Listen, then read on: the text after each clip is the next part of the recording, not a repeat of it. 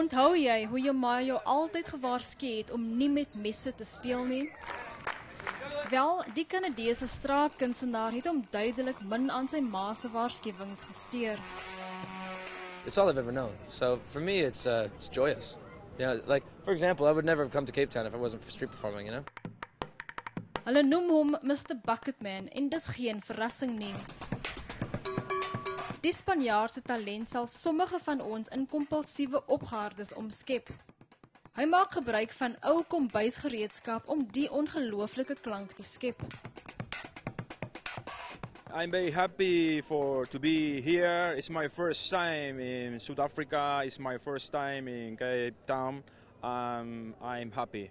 The whole thinking behind the Buskers Festival is to create this informal environment, to bring the streets alive a little bit, and to give South Africans opportunity to engage with some world-class talent. En soos hulle sê, local is lekker. I think it's a good opportunity for us local buskers to get exposure and to get experience as well from those overseas buskers that came down here.